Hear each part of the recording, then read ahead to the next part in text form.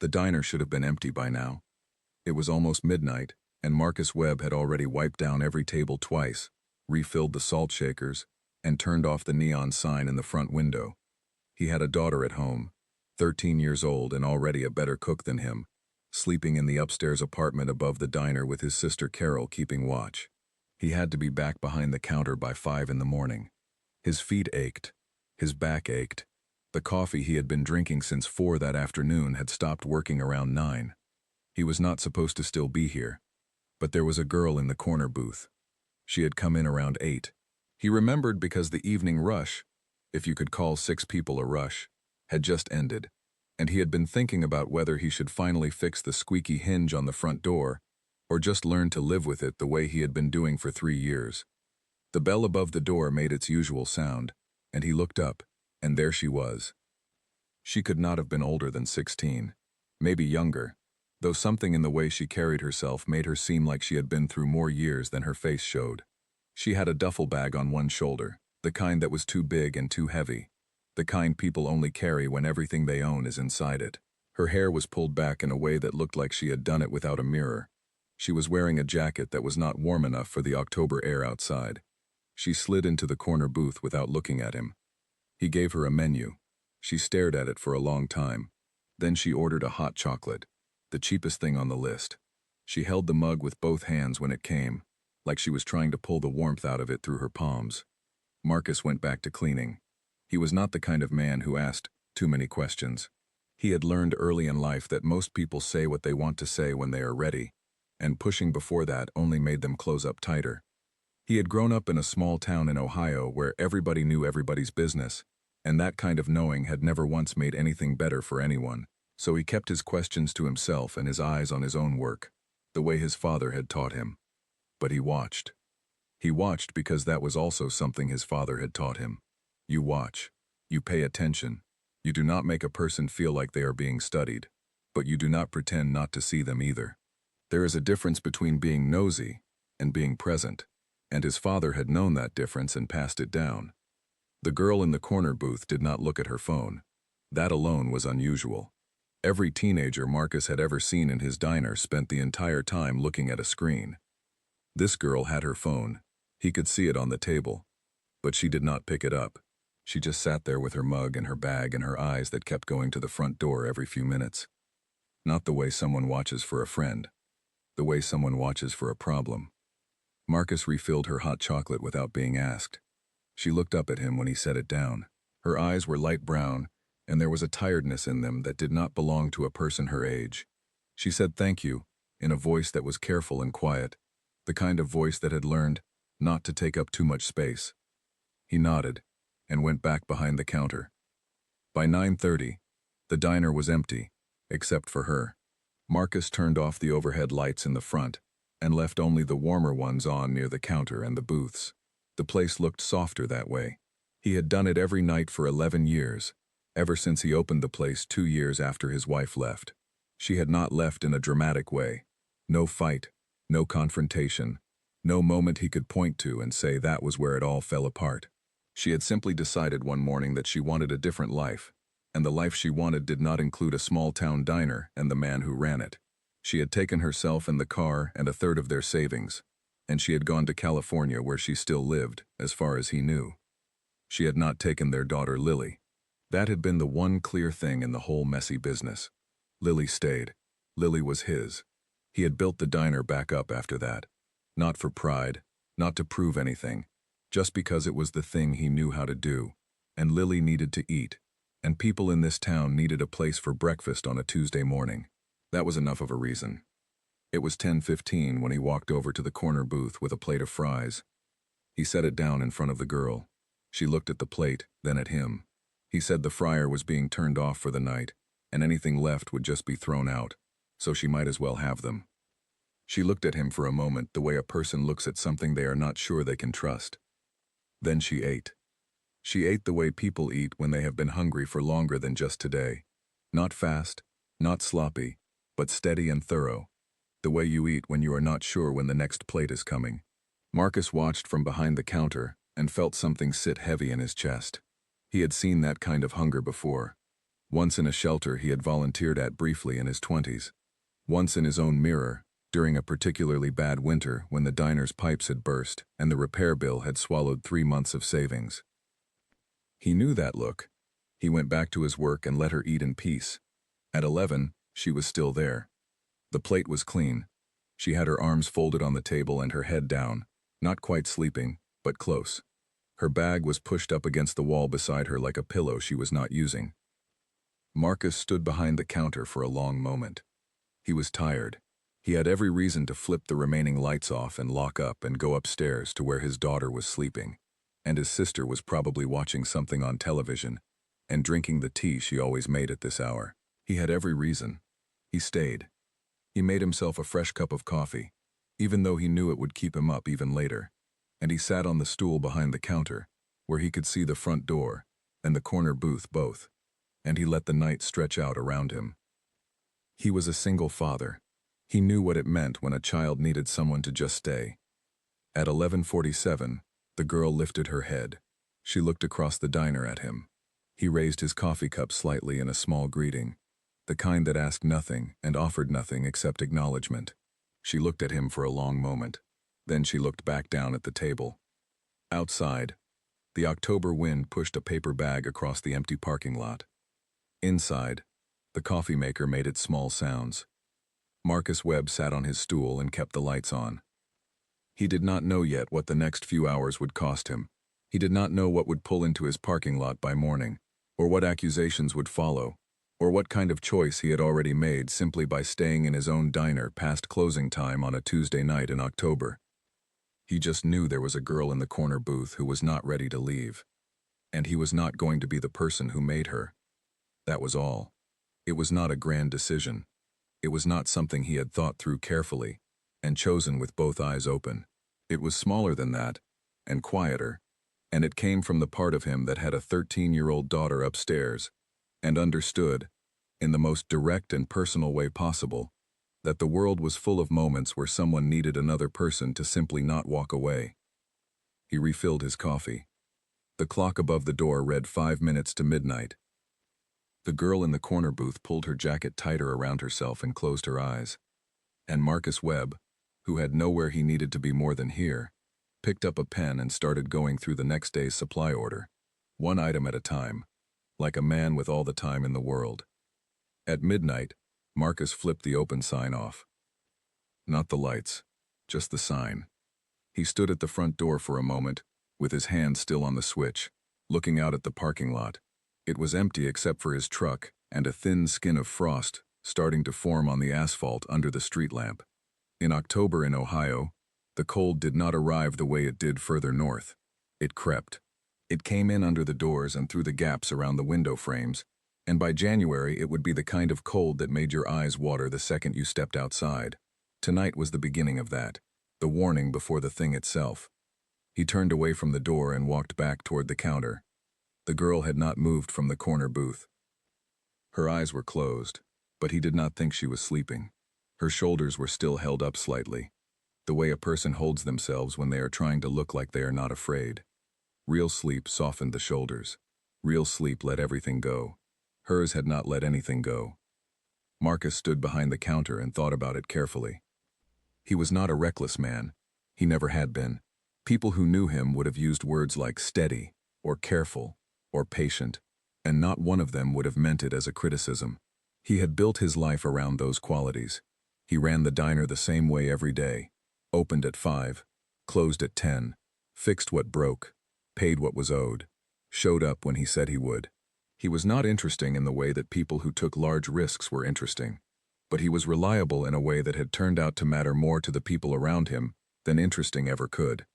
He thought about his daughter Lily upstairs.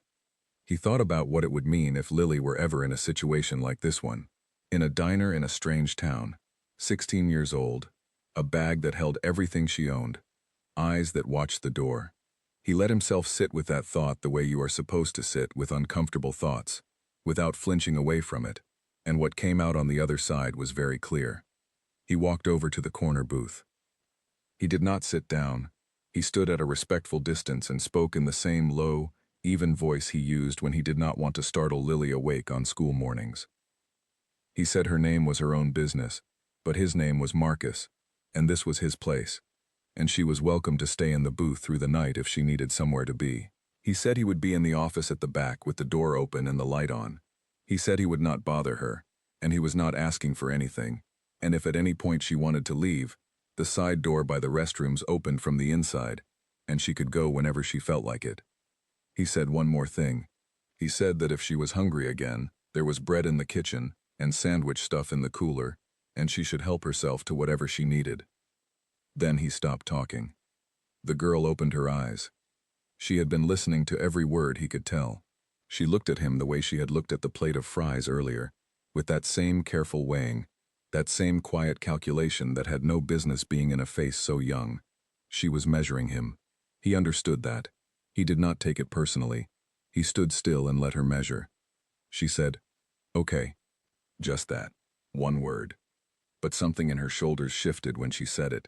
Something small and almost invisible. And he had been a father long enough to recognize the particular way a person's body relaxes when they decide, just for now, that they are safe. He nodded once and went to the office. The office at the back of the diner was barely larger than a closet.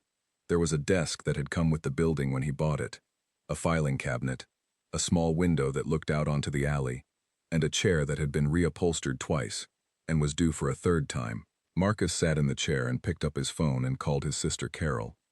Carol answered on the second ring. This was not unusual. Carol was the kind of person who slept lightly and kept her phone on the nightstand, and never, in 42 years of life, had missed a call she wanted to take. He told her about the girl. He told her everything, starting from when the girl had come in and ending with the conversation he had just had at the booth. He spoke quietly but clearly. He told Carol he was not doing anything wrong, but he wanted someone to know what was happening, and he wanted that person to be her. Carol did not say he was being foolish. She did not tell him to send the girl away. She said, "Okay, keep me on," and she set her phone down on the nightstand on speaker, and Marcus set his phone down on the desk on speaker. And for the next 40 minutes they talked about nothing in particular the way they had been doing since they were children.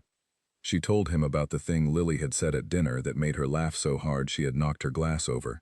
He told her about the supply order he had been going through, and how the price of cooking oil had gone up again. They talked about their mother, who was in a care facility an hour away, and who had stopped recognizing Carol on most visits, but still sometimes recognized Marcus, which neither of them knew what to do with emotionally, but were both trying to handle. It was ordinary conversation. That was the point of it. He did not want the girl in the booth to hear a man on the phone sounding alarmed or secretive or like he was managing a situation.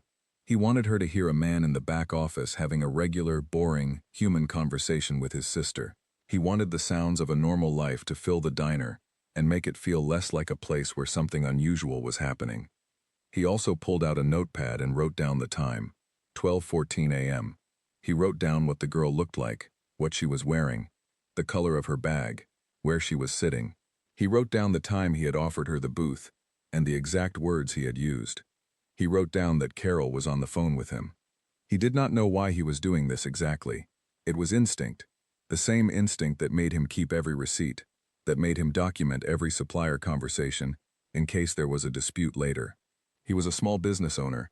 Paper trails were the language he understood best. He dated the page and set it aside. Around 1 in the morning, he heard movement from the front of the diner. He did not get up. He listened. He heard the sound of the restroom door, then water running, then the restroom door again, then quiet. Then the soft sound of the booth seat adjusting as the girl settled back into it. He breathed out slowly. Carol, on the other end of the phone, said she heard it too and that everything sounded fine. He said he knew. At 1:30, the girl appeared in the office doorway. She did not come in. She stood in the doorway with one hand on the frame and looked at him. He looked back. He had his notepad on the desk and his cold coffee beside it. And he looked, he knew, like exactly what he was.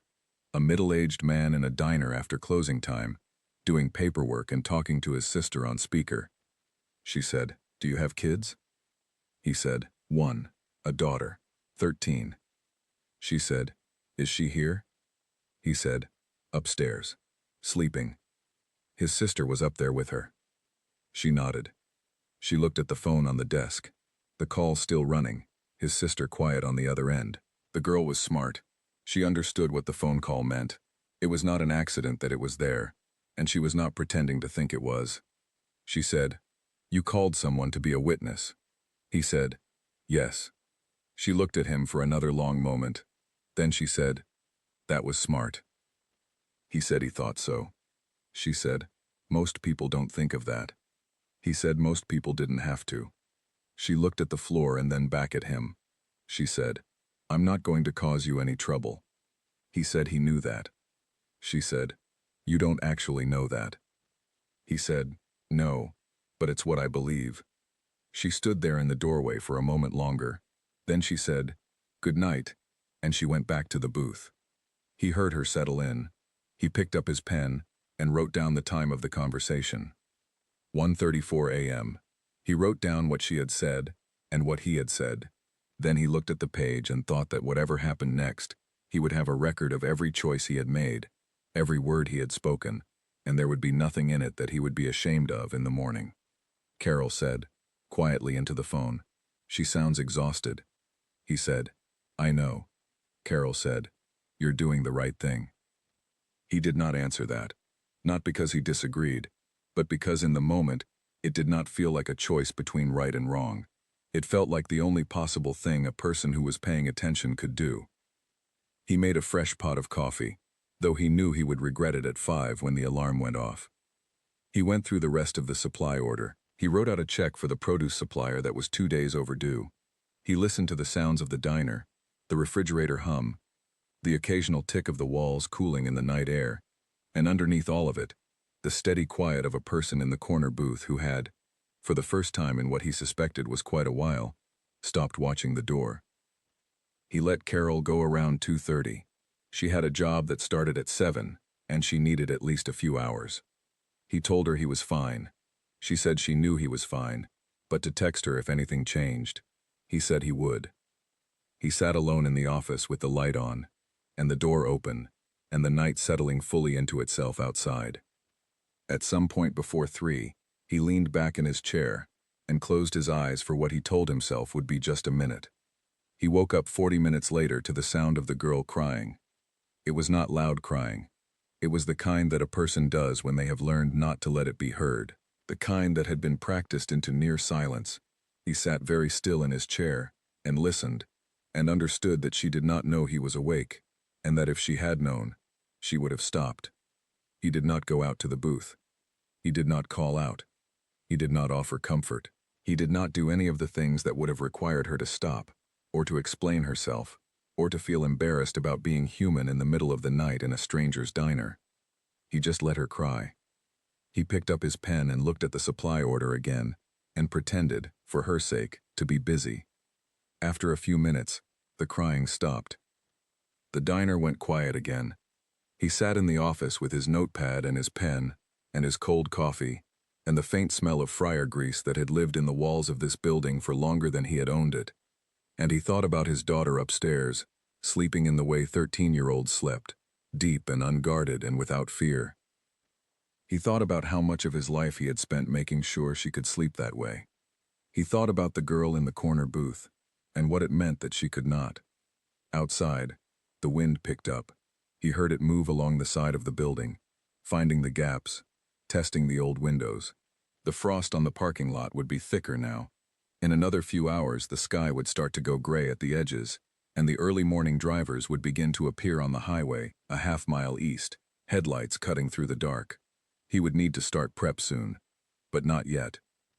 He stayed in the chair with the light on and the door open, and he let the last hours of the night pass the way only long nights can pass, slowly at first, and then all at once. She told him her name just before 3 in the morning. She came to the office doorway again, which Marcus was beginning to understand was her way of approaching things. She did not walk into a space until she had looked at it first from the outside. She stood at the frame and said, "My name is Danny." He said it was nice to meet her. She looked at the notepad on his desk. She said, "Did you write that down?" He said, "Do you want me to?" She thought about it. Then she said, "Yes." He wrote it down. He wrote the time next to it. He turned the notepad so she could see the page from the doorway, and she looked at it for a moment, and something about seeing her own name written down in a stranger's handwriting, in a diner at 3 in the morning, seemed to do something to her. Her jaw tightened. She looked away. She said, "Can I sit in here for a while?" He said, "Sure," and moved a stack of invoices off the other chair. She sat down, not across from him, but at an angle, the way people sit when they want to be in a room with someone but not quite facing them. She put her hands in the front pocket of her jacket. She looked at the small window that looked out onto the alley, where there was nothing to see but a concrete wall and a stack of empty supply crates. He did not ask her anything. He went back to his paperwork. For a long time, neither of them spoke. The refrigerator hummed in the kitchen. The heater clicked on and pushed warm air through the vent near the floor. Outside, a car passed on the main road, its headlights sweeping briefly across the alley wall and disappearing. Then Danny started talking. She did not start from the beginning. She started from the middle, which is how people tell the truest stories. She said she had left on Sunday. Marcus calculated that quickly. Tonight was Tuesday, going on Wednesday. She had been out for 2.5 days. She said she had slept in a bus station the first night and on a bench at a park the second. She said the park bench was colder than she expected, even with the jacket. She said she had eaten a granola bar and a bag of chips from a vending machine and nothing else, until the fries he had given her tonight. He wrote nothing down during this part. He just listened. She said she had a phone, but she was afraid to use it much because she did not know if someone was tracking it. He asked her, without pressing, if there was a reason she thought someone might be. She said yes. He waited. She said her mother would notice the location services if she checked. He nodded. She said, "My mother is not the reason I left." He said, "Okay." She said, "I mean she is. But she's not the one I'm afraid of." He kept his voice very level. He said, "You don't have to tell me anything you don't want to." She said, "I know." And then she kept talking. What she told him did not come out in clean sentences. It came out the way difficult things always come out, when someone has been carrying them for a long time, and finally puts them down, in pieces, out of order. Some parts said quietly, and some parts said in a rush, like she needed to get them out before she changed her mind. He listened to all of it. He did not interrupt. He did not react in the ways that would have made her stop. No sharp intake of breath. No visible expression of alarm. No questions that redirected her toward what he needed to understand, instead of what she needed to say. What she told him was this. There was a man in the house. Her mother had been with him for 2 years. In the beginning he had been one thing, and over time he had become another thing entirely, the way some people are when they understand that no one is watching closely anymore. He was not violent in ways that left obvious marks. He was the other kind, the kind that was harder to explain and harder to prove and harder to make people believe, especially when the person who was supposed to protect you had decided that believing you would cost too much. Her mother had been told. Danny said this part clearly, and without anger, which told Marcus more than the anger would have. She said she had told her mother, and her mother had listened, and then her mother had stayed. She said she had told someone at school, a counselor. She said the counselor had made a report. She said someone had come to the house and spoken with her mother and the man, and then that person had gone away again, and after that things in the house got quieter, in a way that was worse than noise. She said she had waited. She said she had kept waiting, because she was not sure what else to do, and because there was a part of her that still believed her mother would come around, that some morning she would wake up, and her mother would have seen it clearly in the night, and things would start to change. She said Sunday morning she woke up and understood for the first time, with the particular certainty that does not argue with itself, that that morning was never going to come. So she packed the bag. She said, "I didn't know where I was going. I just knew I had to go somewhere that wasn't there." Marcus sat with that for a moment. He said, "How old are you?" She said, 16. He said, "And your dad?" She said, "I haven't seen him since I was 9. I don't know where he is." He nodded. He picked up the notepad. He said, "Danny, can I ask you something directly?" She said yes. He said, "Is there anywhere safe you can think of? A family member, a friend's family, anyone you trust who is an adult." She was quiet for a while. When she said there was an aunt, her mother's older sister. They were not close, the aunt and her mother. She said she thought the aunt might listen, but she did not have the number, and the last time she had seen the aunt was at a birthday party when she was 11. He said, "What is the aunt's name?" She said, "Patricia. Patricia Cole. She lives in Morrow County, I think." He wrote it down. He said, "I'm going to tell you something, and I want you to think about it honestly." He said she had two options right now. She could continue the way she had been going, sleeping in bus stations and parks and hoping things worked out, or she could let someone who knew how to navigate these systems help her find a path that was safer than that. He said that path was not going to be easy, and it was not going to be fast, and it was probably not going to feel good in the short term, but it was better than a park bench in October. She said, "And who is that someone?" He said he did not know exactly, but he said there were people whose job it was to help in situations like this, and that he would not do anything without telling her first, and that she was not a problem he was trying to solve. She was a person he was trying to not let fall through the cracks. She looked at him. She said, "Why do you care? You don't know me." He said, "No, but I know what it looks like when someone needs another person to just be there, and I was here." She looked away. She looked at the alley wall through the small window. A few seconds passed. Then she said, "My mom is going to call the police when she realizes I'm gone." He said, "Has she noticed yet, do you think?" Danny said, "She usually doesn't check on me until morning, but today is Wednesday. She'll notice by 7, maybe 8. He looked at the clock on the wall. It was 3:10. He said, "Okay, we have some time." He pulled out his phone and spent the next 20 minutes searching carefully. He found the name of a family advocate organization 2 counties over that operated a hotline. He found the non-emergency line for the County Department of Children's Services. He wrote both numbers on a fresh page of the notepad and pushed it across the desk toward Danny. He did not pick up the phone. He said, "These are the numbers. I'm not going to call them for you. But if you want to call them, you can use my phone, and I'll step out. Or if you want to wait until morning and make a decision then, that is your choice too. But I want you to know they exist." She looked at the paper. She did not pick it up. She said, "If I call them, what happens?" He said he did not know exactly, and he was not going to tell her a story just to make her feel better. He said he thought they would help her find a safe place. He said he thought they would at least listen. She said, "Adults usually listen and then do nothing." He said, "Some do. Not all."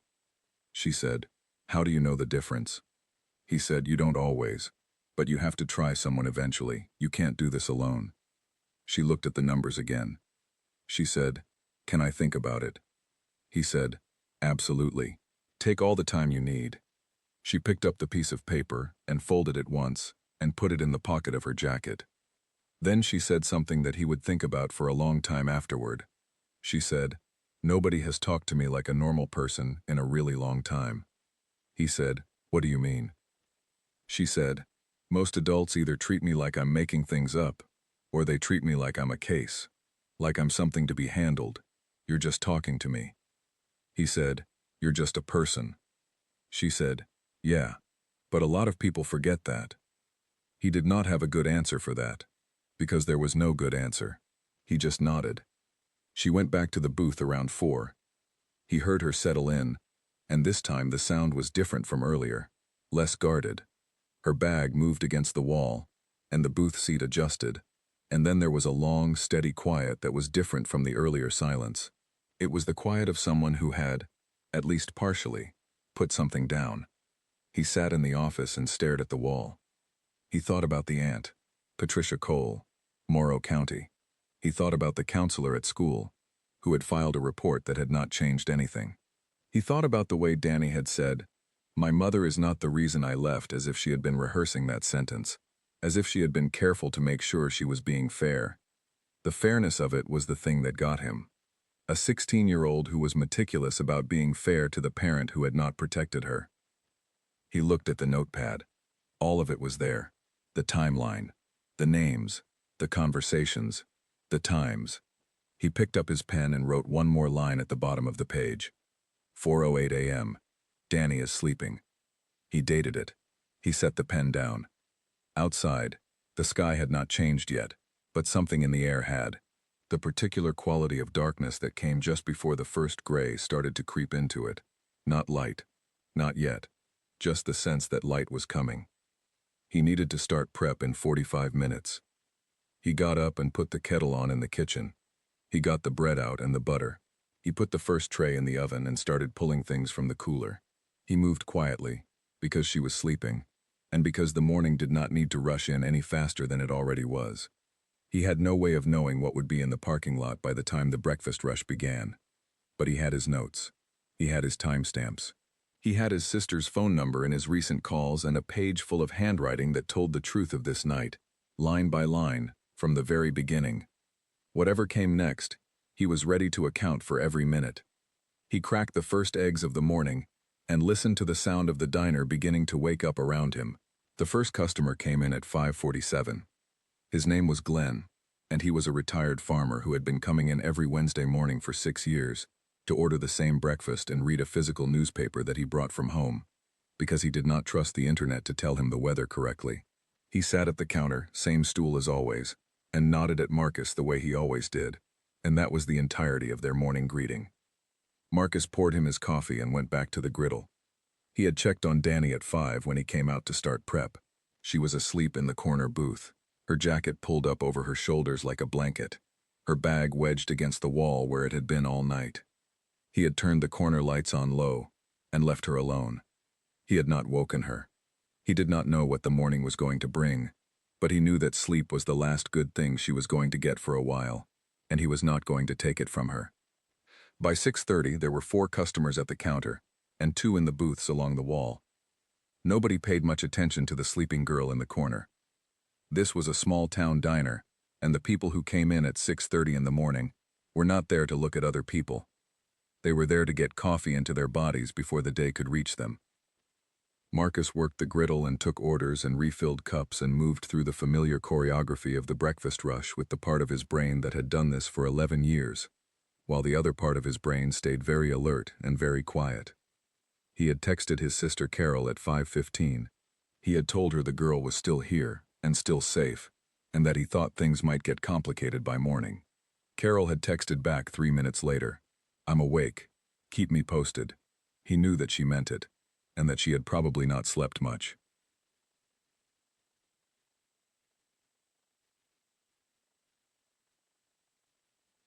At 6:50, Danny woke up. He saw it happen from across the diner. She came up out of sleep the way people come up when they have been sleeping in unfamiliar places, all at once, sitting up fast with her eyes wide. She looked around the diner, and her body went tense. And then she saw Marcus behind the counter, and something in her settled. Not fully, but enough. He held up a coffee pot toward her across the room. She shook her head slightly. He pointed toward the kitchen, meaning food. She hesitated, then nodded. He put together a plate of eggs and toast. He brought it over himself. He set it down and said, "Good morning," and that was all. She said good morning back. She ate without looking up. He left her to it. At 7:10, his daughter Lily came downstairs. She was wearing her school clothes, her backpack already on, because Lily had been getting herself dressed and ready in the morning since she was 8 years old, and had the kind of self-sufficient personality that made Marcus simultaneously proud and a little sad. She came around the counter and kissed him on the cheek, and poured herself a glass of orange juice, and then she looked out at the diner the way she always did, the quick, proprietary scan of the place that she had been doing since she was old enough to understand it was partly hers too. She saw Danny. She looked at Marcus. He looked at her. He tilted his head slightly in the direction of the front of the diner, meaning not now, meaning I'll explain later, meaning trust me. Lily looked at Danny again, and then she nodded once and drank her juice and went back upstairs to get her things for school. She was 13. She was perceptive in ways that sometimes startled him. She had understood something in that look and a half, though he could not have said exactly what, and she had made the choice not to complicate his morning. He would need to thank her for that later. At 7:40, his sister Carol's car pulled into the parking lot. He had not asked her to come. She came because she was Carol. She came in through the side door and looked at him, and looked at the corner booth and looked at him again, and then she tied on an apron that she kept on a hook near the back door for the days she came to help during the Saturday rush, and she went behind the counter and started refilling cups without a word. At 8:15, the front door opened. He knew before he looked up. There was a quality to the way the bell sounded that was different from every other time that morning, though he could not have said what the difference was exactly. It was the same bell, the same small jangle of metal, but he knew. He turned from the griddle. She was standing in the doorway, and she looked like a woman who had thrown a coat over her pajamas and run out of the house with yesterday's makeup still on her face. She was in her late 30s, and she had the frantic, hollow look of someone who had spent the night in a state of controlled panic and was now no longer controlling it. Her name was Lynn Carr. Behind her were 2 police officers. Marcus had time to observe all of this in the space of about 2 seconds. He observed it with the part of his brain that was still and clear, and then he turned the griddle down and set his spatula on the rack and walked out from behind the counter to the center of the diner floor. He did not walk fast. He did not walk toward them.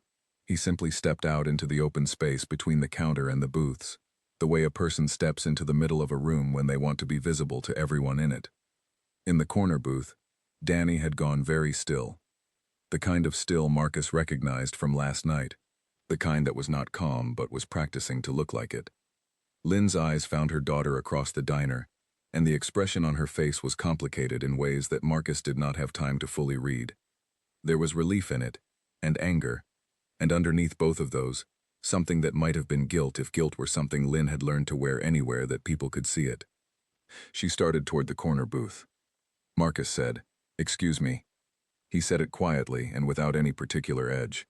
Just 2 words, and a voice that was steady and clear, in a room that had gone completely silent. Even Glenn with his newspaper had stopped turning pages. Lynn stopped. The 2 officers stopped behind her. Marcus looked at the officers. He said his name was Marcus Webb, and this was his property, and he would be happy to cooperate fully. But he would like 1 minute before anyone moved further into the diner. The officer closest to him was a heavy-set man named Bradshaw, according to the badge. He had the practiced look of someone who had walked into a lot of situations without knowing quite what they were walking into, and had learned not to show that uncertainty on his face. He looked at Marcus carefully. He said, "Your name is Webb." Marcus said, "Yes, sir." He said, "You own this property?" Marcus said, "Yes, sir." 11 years. He said, "Are you the one who kept this minor on your property overnight?" Marcus said, "I offered a 16-year-old girl who came into my business during operating hours a safe place to stay when it became clear she had nowhere safe to go." He said the side door had been unlocked from the inside the entire night, and she had been free to leave at any time. He said his sister had been present by phone from midnight and on the premises since 7:30.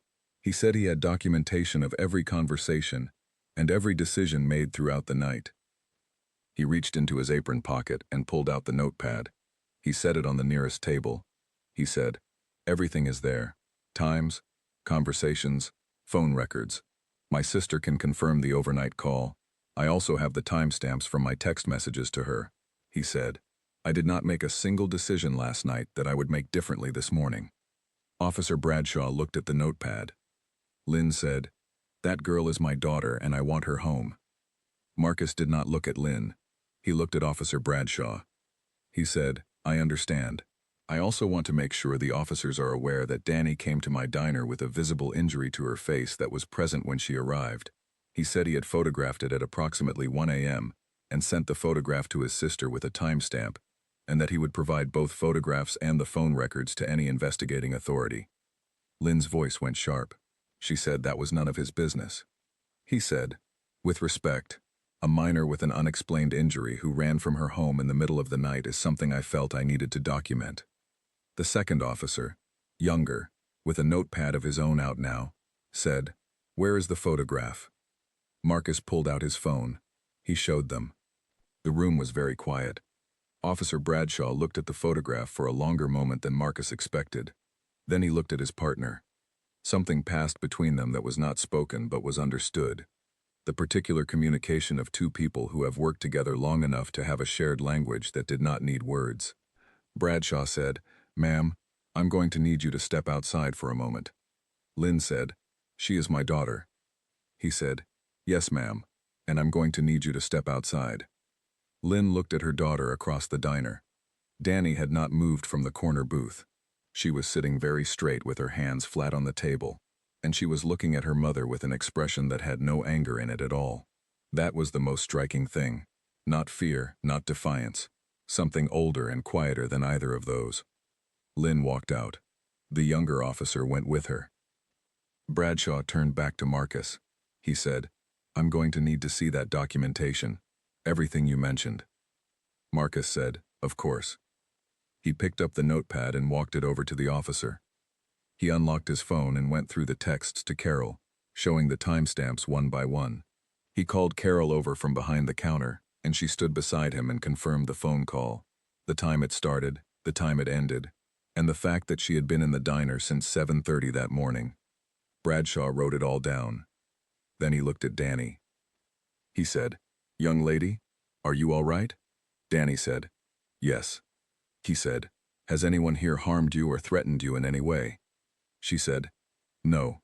He said, "Were you free to leave this building at any time during the night?" She said, "Yes." He told me the side door was open. Bradshaw looked at Marcus. He said, "Did she ask you not to contact her mother or the authorities?" Marcus said, "She expressed concern about returning home." He said she mentioned that a report had been filed with Children's Services in the past that she was aware of. He said all of that was in the notes. Bradshaw flipped through the notepad. Outside, through the front windows of the diner, Marcus could see Lynn standing near the police car. She was talking fast, and the younger officer was writing. Her hands moved as she talked. She looked, from this distance, like a woman who was very sure of what she was saying, and Marcus understood that this was going to be a more complicated morning than even he had expected. But he had his notes. He had the photograph and the timestamp. He had his sister standing next to him, steady and calm, in her borrowed apron. And he had a 16-year-old girl in the corner booth who was still sitting up straight with her hands flat on the table, not running, not crying, not doing anything, except waiting to see whether this was going to be the time that an adult with authority actually did something. Officer Bradshaw handed the notepad back to Marcus. He said, "I'm going to need to make a phone call." Marcus said, "Of course." Bradshaw stepped toward the back of the diner, phone already out. Carol leaned close to Marcus and said very quietly, "You okay?" He said, "Yes." She said, "Good. Then go flip that griddle back up, because Glenn's eggs are going cold." He almost laughed. He went back behind the counter. He picked up the spatula. He turned the griddle up and started cooking, because this was still his diner, and it was still Wednesday morning, and whatever happened in the next hour, the people sitting at his counter had come for breakfast and he was going to give them one. He could hear Bradshaw on the phone in the back, talking in the low, even voice of someone doing official business. He did not stop cooking. He kept his eyes on the griddle, and kept his hands moving, and kept the plates coming, and he stayed exactly where he had been all night. Present, documented, prepared for whatever came next. The phone call Bradshaw made lasted 11 minutes. Marcus knew, because he watched the clock above the counter, the way you watch a clock when something important is being decided in the next room, and all you can do is stand still and wait. He flipped eggs. He buttered toast. He refilled Glenn's coffee and brought a fresh order out to the couple in the second booth, who had come in during the middle of everything, and either had not noticed, or had the grace to pretend they hadn't. Carol stayed behind the counter with him. She did not say anything. She did not need to. When Bradshaw came back out to the front of the diner, his face had changed in a way that was not dramatic, but was clear if you knew how to read people. He looked at Marcus first, then at Danny, and then he sat down in the booth across from her. Not beside her. Across. Enough distance to not be threatening, close enough to be direct. He said, "Danny, I spoke with the on-call supervisor at the county office. He said some things had come to their attention that needed to be looked at more carefully before any decisions were made about where she was going this morning. He said that for right now she was not going anywhere, and that someone from the county office would be there within the hour." Danny looked at him. She said, "What does that mean?" He said, It means you're safe right here until someone who knows more than I do gets here and figures out the next step. She said, "Does my mom know that?" He said, "She's been informed." Yes. Danny looked down at the table. She was quiet for a long moment. Then she said, "She's going to be angry." Bradshaw said, "Let us handle that." She nodded. She did not look convinced, but she nodded. Marcus brought her a fresh plate of eggs and toast without being asked. She looked at the plate, and then at him, and he said, "Eat, because whatever is coming next, it's better on a full stomach." And for the first time since she had walked into his diner the previous evening, she smiled. It was small and brief and disappeared almost immediately, but it was there, and it was real, and he took it as a good sign. Lynn was still outside. Through the front window, Marcus could see her by the police car, phone to her ear now. The younger officer was still with her. She was not looking into the diner. Whatever call she was on, it had her full attention, and Marcus watched her for a moment and thought about the fact that this woman had a daughter who had slept on a park bench rather than come home, and he tried to find something in that observation that made sense to him, and he could not. At 9:20, a second vehicle pulled into the parking lot. It was not a police vehicle. It was a plain silver sedan, and the woman who got out of it was carrying a messenger bag and wearing a lanyard with a badge on it that Marcus could not read from where he was standing. She was in her mid-40s, with the kind of face that was professionally neutral in a way that took years to develop. Her name, he would learn later, was Renee. She did not go to Lynn first. She came straight into the diner. She introduced herself to Marcus. She showed him her credentials from the county office. She asked him if she could speak with Danny, and Marcus said of course, and stepped back to give them space. He watched from behind the counter as Renee sat down across from Danny in the corner booth, the same way Bradshaw had done, and started talking in a voice that was low enough that Marcus could not hear the words. What he could see was Danny's face. And what he saw in Danny's face as the conversation went on was something he had not seen there yet. Not hope exactly. Something more cautious than hope. The particular expression of a person who has been disappointed so many times by the thing that is supposed to help that they cannot afford to feel relieved until relief has proven it is real. The conversation lasted about 25 minutes. At one point, Renee opened her messenger bag and pulled out a folder, and they went through something together, Danny pointing at a page and Renee making notes. At another point, Danny reached into the pocket of her jacket and pulled out the folded piece of paper Marcus had given her the night before, with the 2 phone numbers on it, and she showed it to Renee. Renee looked at the paper. She looked toward the counter where Marcus was standing. She held up the paper slightly, a small acknowledgement, and he nodded once. At 9:50, Renee came to the counter. She said, "Mr. Webb, I want to thank you for what you did last night." He said, "I just kept the lights on." She said, "The notes you kept are going to be very important."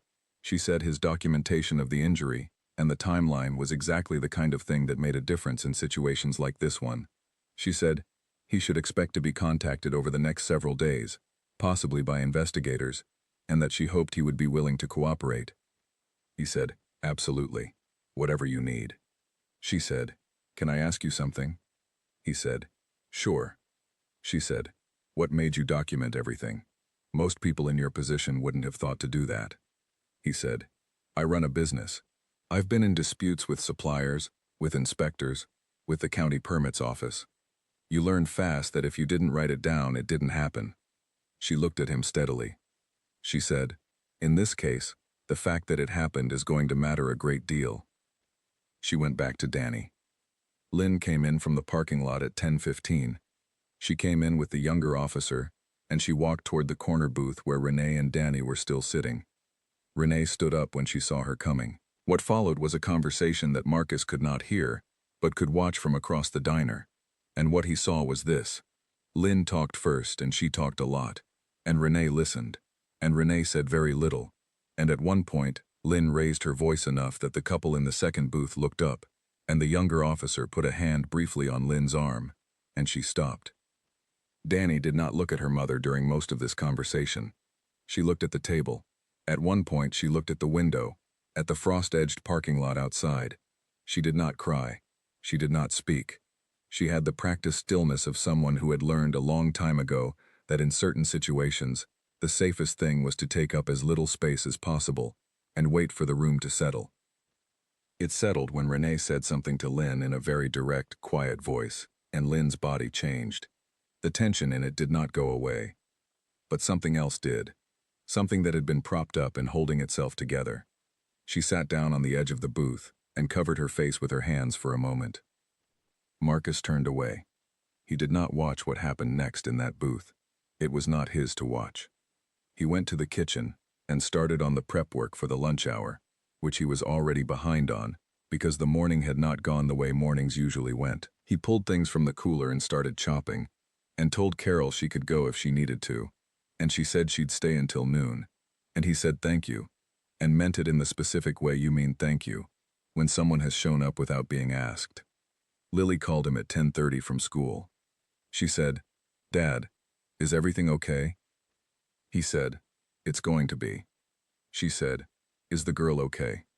He said, "I think so. We're working on it." She said, "Okay." And then she said, "Dad." He said, "Yeah."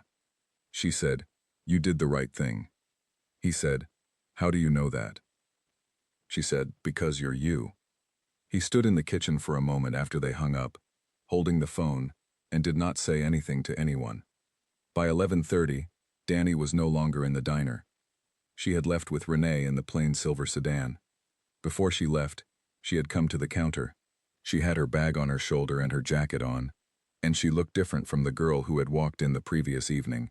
Not better exactly, not worse, just different, as if something that had been held under pressure for a long time had been, not released, but acknowledged, as if being seen had done something that she had not expected, and was not yet sure what to do with.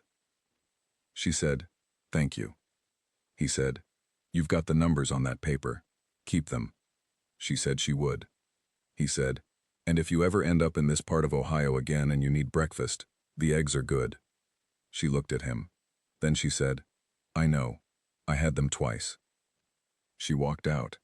He watched the silver sedan pull out of the parking lot and turn south onto the main road and disappear. What happened after that took time. It always does. The county investigation that had been opened twice before was opened a third time, and this time it did not close. The documentation from Marcus played a role in that, along with things that came out during the investigation that had nothing to do with him.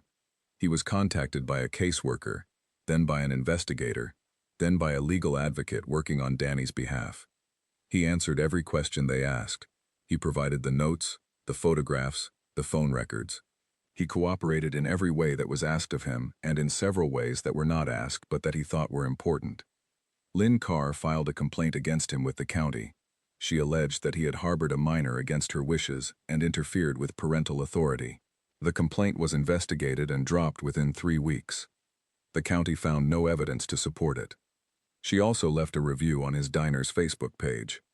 He did not respond to it. He did not ask anyone else to respond to it. He read it once and put the phone down and went back to work. Over the following weeks, a local news station ran a short piece about the situation. They did not name Danny or include any details about her case. They named Marcus because he agreed to be named. He agreed because Renee told him that public accountability in cases like this one sometimes mattered, and he took her at her word. The piece ran on a Tuesday evening. By Thursday morning, there were cars in his parking lot that he did not recognize. By the following week, the breakfast rush was running 40 minutes longer than usual, and he had to call in the teenager from down the street, who occasionally helped on weekends. He had to order more cooking oil than he had ever ordered in a single month. He lost 4 regulars. He did not know exactly why, and he did not chase them down to ask. People believed what they chose to believe, and he had learned a long time ago that you could not argue someone out of a position they had not argued themselves into. He gained others. Some of them told him, when they came in, that they had heard about what he did, and they wanted to support his business. He thanked them. He poured their coffee and took their orders and treated them exactly the same as everyone else, because that was the only way he knew how to run a place. 8 months after that October night, he got a text from a number he did not have saved. It said, "It's Danny. I just wanted you to know I'm doing okay. I'm staying with my aunt in Morrow County. School is fine. Her name is Patricia. She's a little intense, but she means well. I still think about the fries. He read the text standing behind the counter during the slow part of a Tuesday afternoon, and then he sat down on the stool and read it again. He took a screenshot of it. He printed it out that evening on the small printer in the office, the one that ran low on ink every 3 weeks, and which he kept meaning to replace. He wrote the date on the back. He put it on the refrigerator in the upstairs apartment. Not in a frame, not with any ceremony. He just put it up with a magnet next to a drawing Lily had made of the diner when she was 7. All crooked lines and the wrong colors. The sign in the window reading Webb's with no apostrophe, because she had not learned apostrophes yet. Lily saw it on the fridge that evening and read it without saying anything. Then she said, "Is that from her?" He said, "Yes." She said, "Good." And that was all. He did not write about it. He did not post about it. He did not turn it into a lesson or a speech or a reason to think of himself in any particular way. He went to bed at 10:30 and set the alarm for 4:45 and got up the next morning when it went off. He opened the diner at 5. He made coffee. He started the prep work. He unlocked the front door and flipped the sign on. He did what he did every day. The only difference was a piece of paper on the refrigerator upstairs, next to a drawing in the wrong colors, and the particular kind of quiet that settles into a place where someone once sat who needed to be seen and was.